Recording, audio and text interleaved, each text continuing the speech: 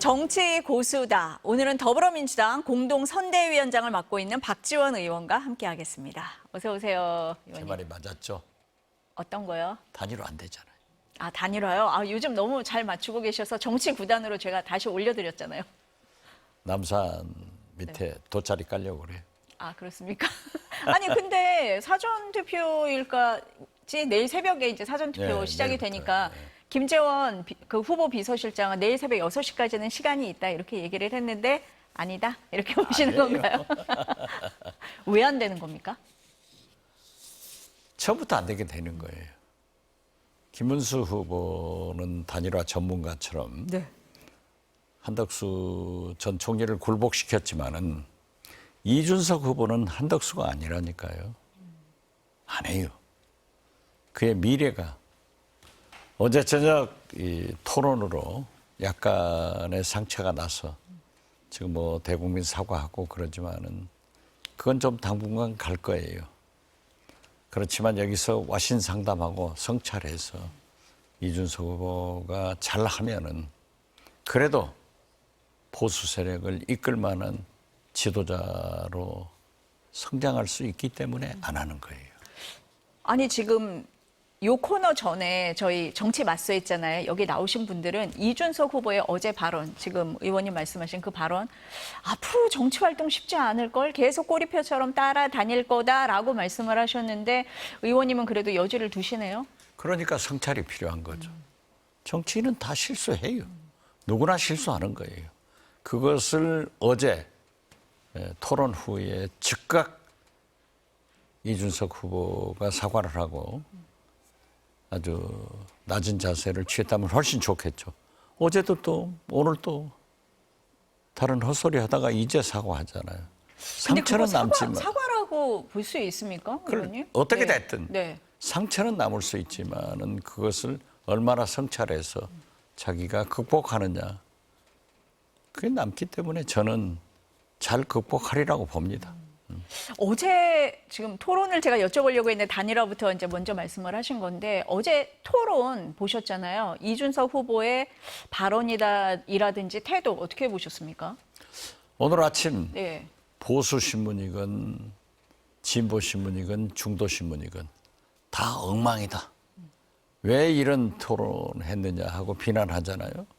그러면서 그중에서도 그래도 이재명 후보는 정책 얘기를 좀 했다. 그리고 어제 김문수 후보도 이재명 아주 원색적 비난을 했지만은 한 방이 없어요. 아무나 폭로하는 것도 아닙니다. 그냥 옛날 흘러간 얘기, 즉 흘러간 물로 물레방아를 돌리려고 하니까 실패했잖아요.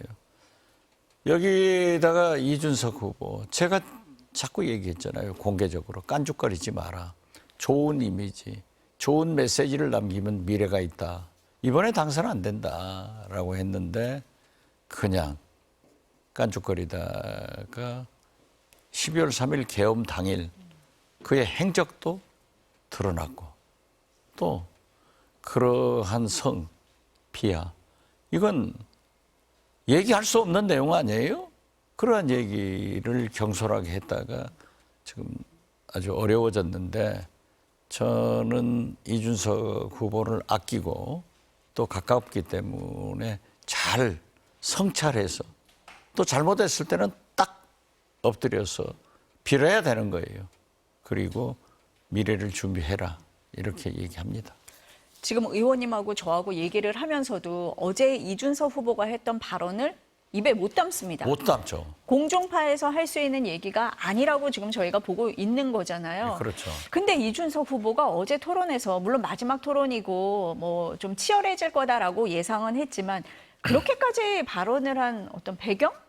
왜 그런 발언까지 나왔을까요?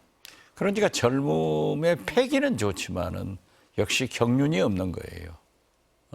그렇기 때문에 김대중 대통령도 정치는 노장청에 조화를 이루어서 해야 되는데 너무 그 패기만 또 우월감만 가지고 공격하면 될 것이다. 경륜이 부족한 탓 아니겠어요?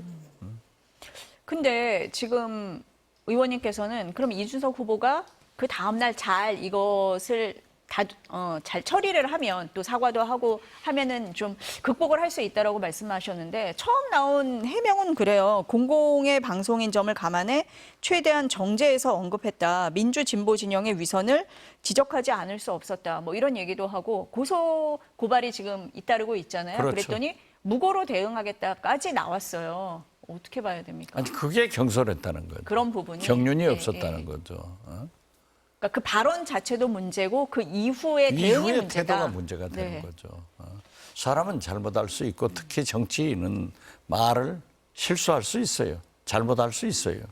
그러나 그것을 빨리 전화위복의 계기로 삼기 위해서는 진정으로 사과를 하고 성찰의 기회를 가지면 되는데 그 초등 대응을 잘못하고 이제 와서 또 사과를 했지만은 우리 국민들은 그 말만 남는 거예요. 그러니까 앞으로도 조심하면서 이준석이 바뀌었다, 달라졌다 할 때까지 노력해야죠. 안 버리시네요, 이준석 후보를. 젊은 청년인데 네. 키워줘야죠. 아니 그 사과 발언도 나온 게 기자들이 유세 현장에서 계속 물어봤잖아요. 처음부터 사과 얘기를 했던 게 아니라 기자들이 어제 그 발언에 대해서 어떻게 생각하냐, 사과 안 하냐라고 얘기를 하니까 불편할 국민에게 뭐 심심한 사과를 드린다라고 얘기를 해서 이게 진정성 있는 사과냐라는 얘기도 나왔고 앞서서 출연했던 김종혁 최고위원은 오늘 안에 진정성 있는 사과를 해야 그나마 좀 국민이 받아들일 거다 이렇게 얘기를 했거든요. 그렇죠. 네. 김종혁 최고위원도 중앙일보 편집국장 출신 아니에요. 그렇기 때문에 잘 아는 거죠. 그런데 경륜이 있는 사람 같았으면은 주위 참모들하고 잘 얘기를 해서 그런 얘기가 안 나왔을 거예요. 저는 준비 없이 그냥 한번 지르고 본다. 요즘 젊은 세대답게 그것을 하려면은 대통령 후보를 안 나와야죠. 그런 식으로 하려면은. 그러나 지금 현재 후보로 나와 있고 또 앞으로 그러한 문제를 잘 승화해서 좋은 방향으로 나가면은 얼마든지 씻을 수 있기 때문에 저는 잘해봤으면 좋겠어요. 의원님은 그런 말씀도 하셨잖아요. 단일화하려면 이준석 후보로 단일화를 하는 게 미래를 위해서 더 낫다라는 말씀도 하셨잖아요. 그건 제가 김문수 네. 후보한테 꿈을 깨라. 안 되는 거예요. 안 되는데 자꾸 단일화해서 지금까지 우리나라 정치가 그랬잖아요. 언론을 중심으로 해서 지지하는 후보한테 단일화하려면 계속 압박을 하면은 굴복해서 하는데 이준석 후보는 그러하지 않다. 미래를 생각하는 사람이다. 그러니까 그렇게 단일화를 하고 싶으면은 당신이 포기하고 이준석한테 단일화 해줬으면 그것은 단일화 될 거다 했는데 보수 논객 조갑제닷컴 조갑제 대표도 네. 저하고 똑같은 얘기를 하셨더라고요. 단일화 안 된다니까요. 단일화는 안 되는데 그래도 할 거면은 이준석 후보로 하는 게 그나마 낫고 김문수 후보가 사퇴해야 된다는 입장에서 그런 말씀을 하셨던 거다. 김문수 네. 후보는 대통령 후보로 출마할 자격이 없어요. 그리고 출마를 해서는 안 될 사람들이에요. 어떻게 내란 우두머리에 연속시키냐고요. 이건 아닌 거 아니에요? 그렇기 때문에 저는 차라리 이준석 후보한테 단일화 해주면 더 나을 거다. 그런 생각을 갖고 지금도 그 생각에는 변함이 없습니다. 단지 이제 네. 기호 2번이 네. 없어진다 하는 아쉬움은 있겠지만은 우리나라 국민 99%가요. 한글 다 읽어요. 어제 오늘 이준석 후보에 대해서 비판이 막 쏟아지고 있는데도 불구하고 그래도 의원님은 미래 정치 지도자라는 점에서는 어느 정도 좀 인정을 하고 계신 것 같습니다. 저도 예. 어제 저녁에 예. 오늘 아침에 페이스북을 통해서 이준석 후보를 거의 죽여놨어요. 그렇게 비난을 했지만은 자기가 이렇게 사과하고 다음 길을 모색하겠다고 하면은 그걸 뭐 그렇게 우리 선배들이 좀 인자하게 받아들이는 것이 좋지 죽여버릴 수는 없는 것 아니에요? 진정한 사과가 전제가 된다면 그렇죠. 네, 그리고 그러면은 성찰해서 네. 잘 해나가야 돼요. 이것을 극복하려면은 상당한 시를 투자해야 될 거예요. 홍준표 전 대구시장도 이준석 후보를 지지하는 듯한 그런 메시지를 냈잖아요. 그래서 의원님이 이후에 대선 이후에 정계 개편 같은 게 있을 경우에 홍준표 전 시장이랑 이준석 후보가 함께 보수 진영에 축이 될 수 있다 이런 말씀도 하셨었잖아요. 그걸 예. 홍준표 시장은 계산하고 있는 거예요. 그걸 계산하고 있다. 그렇죠. 네. 그렇기 때문에 하와이 가서도 지금 계속 정계 은퇴하고 네. 탈당한 사람이 오히려 김문수 후보보다 더 바쁘잖아요. 더 많이 나오기도 해요. 언론 네. 점유도 하고. 네. 그래서 저는 홍준표 시장은 이번 6월 3일 김문수 후보가 참패하면은 분명히 우리 국민과 역사는 내란 세력 국민의힘을 역사 속으로 보내버릴 것이다. 그러면은 건전한 보수의 기치를 들고 새로운 창당을 하고 거기에 자기가 대표로 또 홍준표를 젊은 세대이기, 죄송합니다. 이준석을 젊은 세대이기 때문에 아마 자기 대권 후보로 육성한다. 이런 기치를 들 만한 사람이에요. 이준석 후보가 어제 긴급 기자회견에서 단일화 안 하겠다라는 얘기를 했잖아요. 그 얘기를 한 배경 중에 단일화 이슈에 자꾸 끌려다니다 보니까 지지율이 박스권에 갇히는 거 아니냐. 이거 좀 깨려고 기자회견 했다라는 얘기도 있었는데요. 그런 것도 있지만은 이준석 후보는 단일화라는 말로 인해서 김문수 후보가 많이 선전해 준 거예요. 오히려 그런 부분에서. 네. 그러면은 어제 그 여성 혐오 발언, 이 발언이 지금 이준석 후보 지지율, 당장 뭐 내일부터 사전투표 시작이 되고 다음 주에 본투표가 시작이 되잖아요. 영향을 받을 거다. 이렇게 지장 보시면 받죠. 지장 영향 받는 거라고. 당연히 보세요. 받죠. 네. 여성들이 하겠어요? 젊은 사람들이? 그건 시대가 변했다는 것을 젊은 사람이 모르고 있는 거야. 당장 영향을 받을 거다. 이렇게 저는 보시는 받는다고 거예요. 봅니다. 민주당 안에서 그 경계령 내려졌잖아요. 뭐 네. 예상 득표율이라든지 낙승 얘기하지 말라고 한 이후에 의원님도 보니까 김문수 후보와의 격차가 많이 좁혀지고 있다라는 얘기도 하시고 선거는 결국은 51대 49 아니냐 이런 말씀을 하시는데 지금 판세의 흐름이 그렇다고 보시는 겁니까? 정말 조심해서 그렇게 말씀하시는 겁니까? 조심해서 하고요. 또 실제로 보면은 간격이 좁혀질 것이다. 네. 이것은 우리 국민들이 이재명 대표 후보한테 몰표를 주는 것보다는 그 표가 권영국, 이준석한테 좀 빠져나간 것도 사실 아니에요. 그리고 김문수 후보는 어떻게 됐든 수구 세력들, 내란 세력들이 뭉쳐주니까 조금 올라간 것도 사실이지만은 진영 논리로 빠지면 결국 50대 49가 된다. 저는 처음부터 그렇게 봤는데 다행히 이낙연, 이준석, 김문수 토론 이런 것들이 이재명을 도와주잖아요. 오늘 아침 아까도 얘기했지만은 보수 신문이건 중도 신문이건 진보 신문이건 다 김문수, 이준석을 비난하잖아요. 그래도 이재명은 선방하고 정책 얘기를 했다 하고 긍정평가를 해주니까 운이 좋은 것 같아요. 좀 더 차이가 날 것 같습니다.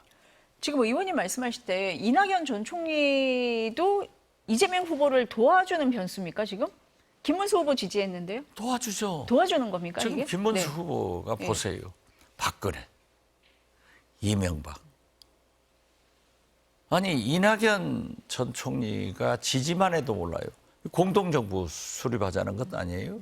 그러면 김문수 대통령, 이낙연 총리? 이거 끔찍한 거 아니에요? 그래서 저는 보십시오. 김문수, 윤석열, 박근혜, 이명박, 이낙연 이 5인조 밴드처럼 5인조 유세단이 나와서 다닌다 하면은 어떻게 되겠어요? 국민들이 까무라칠 것도 아니에요. 그래서 이 사람들이 전부 사실상 이재명 후보를 돕고 있다. 저는 그렇게 해석해요. 아니 민주당에서 대표를 지냈고 또 총리까지 지낸 분이 김문수 후보를 지지한다고 할 때 표가 좀 이동하는 거 아니냐라고 보는 측도 있었고 민주당에서는 거세게 비판을 했는데 의원님이 보시기에는 그 정반대다. 지금 이렇게 보시는 전혀 거예요? 네. 미동도 않습니다. 제가 어제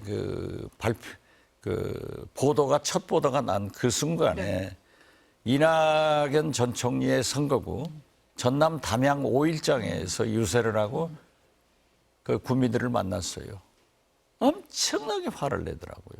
그리고 바로 이동해서 광산 을구 광주 민영배 의원 선거구에서 첨단 단지를 돌면서 선거운동을 했는데 이낙연 전 총리가 광주 민영배 의원이 이재명 후보의 최측근이다. 내가 가서 이재명을 심판하겠다. 갔다가 그냥 참패당했잖아요. 그러니까 광주 광산을 국민들이 우리가 얼마나 현명했냐. 앞으로 이낙연 오지 마라. 엄청나요. 그렇기 때문에 오히려 이재명 후보는 운이 좋아. 그냥 뭉쳐줘요. 그리고 아무 영향 없고. 저는 오늘 얘기를 했습니다만은 경호 붙여야 돼요. 진짜 무슨 사고 나면은 우리한테 또 어떤 특정 지역은 안 가는 것이 좋다. 그래서 경찰한테 경호해라. 안 그러면 우리가 당한다. 그런 쇼를 할 만도 한 사람들이죠. 그러면은 지금 단일화가 무산이 되면서 결국은 이제 3자 구도로 대선이 치러지게 됐습니다. 민주당 입장에서는 조금 부담을 던 겁니까? 아니 국민의힘에서도 네. 3자 구도로 간다. 그래도 자기들이 이긴다. 이기고 지고는 국민이 결정할 일이에요. 그러나 이번 선거가 뭡니까? 윤석열 내란의 종식이냐 내란의 계속이냐 아니에요. 자명하지 않습니까? 단일화도 안 되고 그렇게 훌륭한 분들이 5인조 밴드처럼 5인조 유세조 짠다 가면은 우린 좋죠. 예. 내란 말씀을 하시니까 정보가 워낙 많으시니까요. 내란 수사 좀 여쭤볼게요. 지금 경찰이 한덕수 전 총리, 최성목 전 경제부총리, 이상민 전 행안부 장관 다 출국 금지했잖아요. 대통령실 CCTV를 봤더니 계엄 당일 국무회의가 있었는데 그 당시의 행적과 그동안 했던 말이 달랐다 뭐 이런 거잖아요. 어디에 주목하십니까? 우리가 예. 다 얘기를 했잖아요. 얘기를 했는데 그분들은 다 거짓말했어요. 이제 현재 경찰에서 수사를 하고 있지만은 새 정부가 들어서면은 내란 특검, 김건희 특검, 최상병 특검 이런 거 해야 되는 거 아니에요? 그럼 백일화에 드러나는데 어떻게 한덕수, 최상목, 이상민 또 삼청동 안가에서 만난 법제처장, 민정수석 이 사람들이 다 행적이 드러나요. 거기 지금 경찰에서 밝힌 것도 그 쪽지라고 하는 것들도 다 전달되는 것들이 다 나오잖아요. 그래서 꼼짝 마라. 당신들은 응분의 책임을 져야 된다. 응분의 처벌을 받아야 된다. 저는 그렇게 봅니다. 그날 보면은 뭐 계엄 선포 관련된 문건도 있고 최상목 전 부총리가 받았다는 뭐 비상 입법기구 쪽지도 있고, 예, 뭐 단전 단수 관련된 문건도 있고 한데 그게 기존에 했던 말하고 그 CCTV를 봤더니 엇갈린다. 뭔가 이렇게 보시는 그렇죠. 건가요? 다 자기들은 부인했잖아요. 아니 A4 용지가 쪽지입니까? 그렇게 거짓말했다가 자기는 그냥 주머니에 넣었다? 이런 게 다 나오죠. 그리고 한덕수 총리한테 제가 그랬잖아요. 당신이 진정으로 총리로서 개업을 반대했다고 하면 이건 안 난다. 그런 얘기를 들을 때는 아무 소리 안 하고 나중에 잘못되니까 나는 반대했다? 이건 다 나오게 돼 있어요. 혹시 정보를 갖고 하시는 말씀이십니까? 저 정보 없습니다. 정보는 아니고 예. 이제 수사를 지켜봐야 된다. 그렇죠. 네. 그러니까 특검해야 돼요. 네. 결국은 특검으로 갈 수밖에 없는 갈 상황이다. 수밖에 없죠. 네. 국민이 네. 의혹을 가지고 있으면 깨끗하게 밝혀줘야죠. 네, 뭐 그 대선 이후에 진행이 될 것 같으니까 일단 뭐 대선부터 지켜본 뒤에 이 얘기는 다시 나누도록 하겠습니다. 예. 네, 오늘 말씀 감사합니다. 예, 감사합니다.